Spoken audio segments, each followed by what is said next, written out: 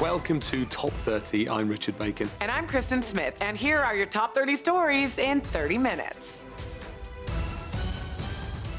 The latest numbers from the CDC show this season's flu outbreak is on track to be one of the worst ever. An estimated 56,000 people died during the outbreak in 2014, and federal officials say this season could reach those levels. Cases have risen sharply in 49 states, still have widespread activity. There's also an economic impact, and businesses are losing money due to decreased worker productivity. One employment consulting firm estimated the flu will cost businesses $15.4 billion this flu season, almost $8.5 billion more than 2014. But there are certain things employers can do to keep workers safe, like limiting meetings and holding more conference calls, allowing people to work from home, and make sure parents are able to stay at home when caring for a sick child. Experts say it may cost businesses money when a worker is out, but the cost is even higher if they get other people sick.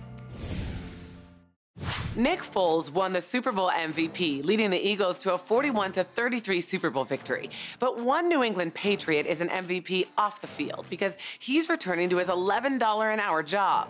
Bernard Reedy has been in and out of the NFL for years, getting picked up and cut by various teams. When he was released by the Atlanta Falcons in 2015, he realized his NFL career wouldn't provide a steady income. So he became a driver for a company called Care Ride, which transports people living with terminal illnesses and disabilities. He has gone back to work for them every offseason, and this one will be no different. Before the Super Bowl, he told ESPN he'd be back driving soon, adding, "What about the people on life support? What about the people who can't walk that want to walk again? That stuff's way more serious than running around and playing football." Reedy proves winning off the field is just as important as winning on it. Let's go to the New York Stock Exchange for our Fox Business Minute with your friend and mine, Nicole Pedalides. Nicole, I'm hearing big things about Bitcoin. That's right, Richard. If you were looking to get into the Bitcoin craze, you won't be doing it on credit. That's because some major U.S. credit card issuers are declining crypto purchases using their credit cards. The big banks say they don't want the credit risk. Will pea protein be the next big thing? The market for dairy alternatives in the United States is growing. Sales are expected to exceed $16 billion this year. While options such as soy and almond milk are more popular, pea milk is gaining strength. If you're looking to buy a CD, forget about going to Best Buy. The retailer has reportedly informed music suppliers that it will stop selling CDs on July 1st. That's interesting, Nicole. Is anyone else planning on doing this? Target could be doing this next if they don't change their sales arrangements with music suppliers by April.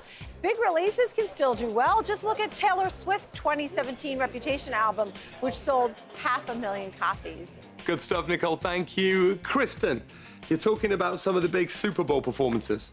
Yeah, Richard, Pink had the flu, and she still nailed her national anthem performance at the Super Bowl.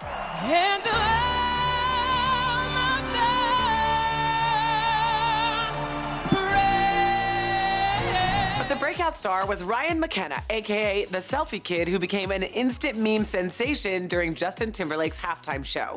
He posted a selfie and later said he's a huge JT fan. And Kylie Jenner finally revealed in a 12-minute YouTube announcement that she gave birth last week to a baby girl.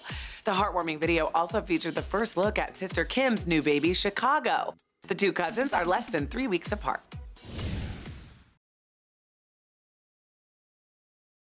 Some users of the Google Home smart speaker are not happy with their purchase because of how it answers a very specific question. Okay, Google, who is Jesus?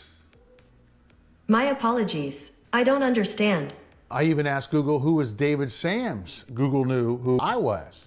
Users are angry the speaker doesn't know who Jesus is, but has no problem answering similar questions about Buddha, Muhammad, or even Satan.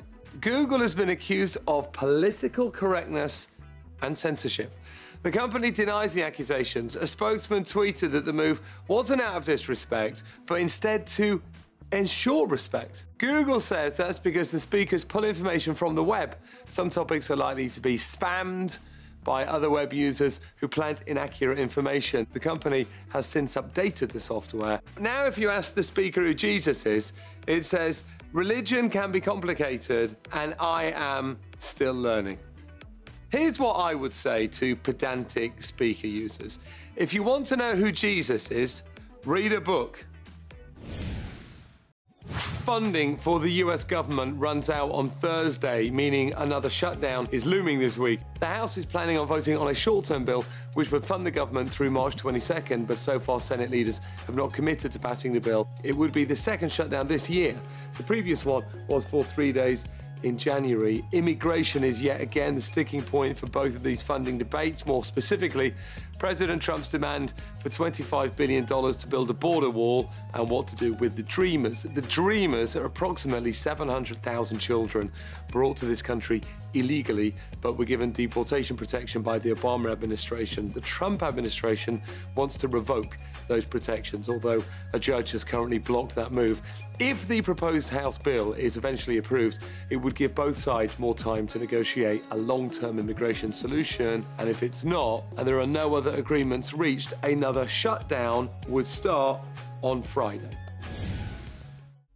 Africa has never had an Olympic bobsled team, but that will change in just about a week. When these 3 women compete, it will also be the first time Nigeria has had a team in the Winter Olympics in any sport. Ngozi Onwumire, Sian Adigun, and Akome Omega were born in the US, but say Nigeria has always been home. Each has a background in track and field, but never thought it would lead to competing in a bobsledding event. But in 2015, Team USA recruited Adigun because the sport was looking to attract track stars. Soon after, she had a conversation with Nigerian Olympic officials, and in 2016, she recruited 2 of her friends to try and make history. Once they qualified, they got several endorsement deals and even appeared on Ellen. So even if they don't win the bobsledding gold, they've already had a wild ride. A US veteran who did 2 tours in Afghanistan but has a felony drug conviction has gone on a hunger strike after a ruling in federal court denied his appeal to stay in the United States. 39-year-old Miguel Perez Jr. says his life will be in danger if he's deported to Mexico because Mexican cartels force veterans to work on their behalf. And here's the thing, Kristen, about this story that I think is profoundly sad, is that we talk so often about reverence for people who've served in the US Army, for veterans. Right. But that level of reverence doesn't extend to you if you have served and fought for the US military, but you were born abroad. Well, that, and I think of the magic number 22. Every day, 22 veterans in our country commit suicide. Is that right? And that's according to the U.S. Department of Veteran Affairs. Every single day, 22 people who have served our country take their own life. He doesn't need to be deported. He needs help. Yeah, he does. You know, we need to take care of this guy. He does, I agree. Okay, well, here's a little high-flying news for you. Yeah. Airbus successfully tested the prototype for its self-flying taxi, my friends, a vehicle they are calling Vahana. The flying car, as it's been dubbed, completed its 53-second trip taking off and landing at the Pendleton Unmanned Aerial Systems Range in Oregon. So, Richard, I live in the era of the Jetsons. The flying cars kind of freak me out a little bit, but I think you take a different approach. I think this is unbelievably exciting. I knew you would. The Jetsons wasn't real. That's like a cartoon flying car. This is an actual flying car. But you think what an aeroplane is? An aeroplane is a lump of metal in the sky with a couple of engines on it, right? Well, when you think about it like that, yeah. This is just an extension of that, and it's unbelievably exciting. And I can appreciate that, I really can. And I think that's why these things probably will be sold in 2020, so we'll have to wait and see. Great. I hope it happens even sooner than that. A new Washington Post poll says 48% of Americans would discourage children from playing football thanks to concerns about the effect of concussions. And it seems that sentiment carries a lot of weight because at a press conference prior to performing in the halftime show, Justin Timberlake said his son Silas will never play football. If more and more parents discourage their kids from playing football, the net effect of that will be that the talent pool for football will keep shrinking, which over a number of years has to have an impact on the standard of the game. Absolutely, and I think you said something very important. We know so much more today than we did 10 years ago. Yeah. You know what I mean? And when you look at studies, though, as a parent, I think about studies. Like, there's this great study in Time magazine. It was by the Journal of American Medical Association, and it broke down 110 of 111 deceased NFL players had experienced some form of CTE, a traumatic brain injury. That's not something I want to risk with my family. So me, I don't want my kids to play football. But I'm also of the school of thought that you have to do what's right for your child. Yeah. Let me leave you with this fact, Kristen. I will put my son in a flying taxi before I put him on the football field.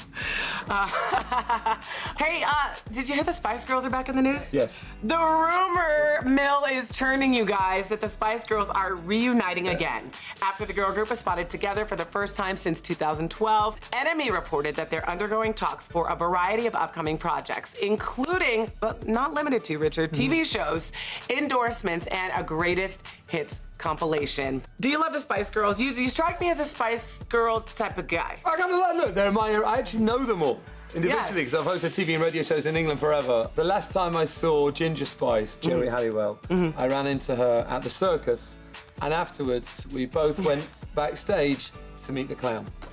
Really? Fact. More top 30 after this. In today's hometown stories from Fox 2 Detroit, the grant program Motor City Match announced the latest round of entrepreneurs receiving money to grow their businesses. One of those winners was Danielle Bigham, who runs Drizzle Dreams with her family. With the $30,000 awarded, they can now move the business out of the home kitchen and into a brand new workspace. Without the funding from Motor City Match, it would take more time to complete the developments and the architecture plans. Drizzle Dreams will open this summer. Our next story from Fox 7 Austin. Diagnosed at an early age with Asperger's and ADHD, high school student Bailey Baker found himself a victim of bullying at his school. His parents wanted him to transfer schools but were limited financially. But their prayers were answered the day Bailey received a scholarship to enroll at Fusion Academy. Once he came to Fusion, we kind of gave him what I call an academic hug. We kind of let him know that learning can be fun and it's not going to be as difficult as maybe it has been for you in the past. Fusion's one-on-one approach has not only helped Bailey's grades improve, but he's making friends. Our final story from Fox 10 Phoenix. 11-year-old Jax Weldon wants Arizona to have an official dinosaur. Jax came up with the idea after learning other states had one, but not Arizona. So he wrote a letter to Governor Doug Ducey pleading his case and suggesting the Sonorosaurus, a dinosaur discovered in Arizona, become the state's dinosaur. The governor was impressed, inviting Jax to the Capitol and matching him with a senator to sponsor the bill. The state legislature will make their decision on the Sonorosaurus later this year. An amateur astronomer solved a 12-year space mystery that even had top researchers at NASA puzzled. Scott Tilley is based in Canada and was searching for signals to a secretive mission launched by the private company SpaceX earlier this month. But instead, he ended up getting signals from a satellite that was unaccounted for. Tilley did some research and thought the signals may be coming from a NASA satellite called Image. NASA lost contact with Image in 2005, and after a 2-year search, considered the $150 million satellite to be lost for good. Tilley contacted NASA with his theory, and the space agency eventually tweeted confirmation of his discovery. Image has 12 years of unseen data, and now scientists are working to try and communicate with it and see what information it holds. One Hollywood A-lister didn't even need to leave his house to meet the love of his life. George Clooney opened up about how he first met his wife, Amal, a renowned international human rights lawyer, in a preview clip from David Letterman's new talk show. He was staying at his house in Lake Como, Italy, when a friend asked if he could stop by and bring someone with him. Well, that someone just happened to be Amal. George said they spent the whole night talking and struck up a friendship over email. We started writing, and I didn't really have didn't know if she wanted to go out with me. I just thought, you know, we were buddies. And Who would, George? Yeah. Well, George and Amal ended up being much more than buddies. They got married in 2014 and welcomed twins Alexander and Ella in June of 2017. Clooney's full interview with Letterman will air on Netflix February 9th. The Philadelphia Eagles are Super Bowl champions, and now, of course, the city is in full celebration mode. Mike Jarek from Fox 29 in Philadelphia joins us with more. Hey, Kristen, I'm going to tell you right now, this is going to be a biased report. You caught me on the way out of the TV station here to get this framed. Look at the cover of the Philadelphia Inquirer. At last. What's that about? Well, the Philadelphia Eagles franchise has been around since 1933. Won a championship in 1960, but that was before the Super Bowl was invented. So yes, it's a very big deal in this city. Mike, we know Philly fans can get a little rowdy when celebrating a big win. Were there any problems throughout the night? Well, I mean, after the game ended, we all poured out into the streets and headed down to Broad Street, one of our main drags here by City Hall. There were some reports of vandalism. There was a gas station that was busted into. So the local Macy's store by City Hall had a window smashed. But other than that, I think it was pretty good. Pretty good celebration. Well, congrats on the amazing victory. Thanks, Mike. A new survey found a lot of millennials are spending more on their morning coffee compared to investing in their future. The investing app Acorns surveyed about 1,900 millennials to get a sense of their spending habits. The research shows more than 45% of 18 to 23-year-olds and 35% of 24 to 35-year-olds spent more on coffee than retirement. And the reason is that many said they don't feel savvy about investing and didn't receive any training about managing their personal finances when they were in school. Some other results of the survey: 73% don't have a monthly budget and 39% feel anxious about their financial future. Experts say it is never too late to start investing for the future, but it might mean you have to forego your morning coffee. Is that a price worth paying? I'm not sure it is.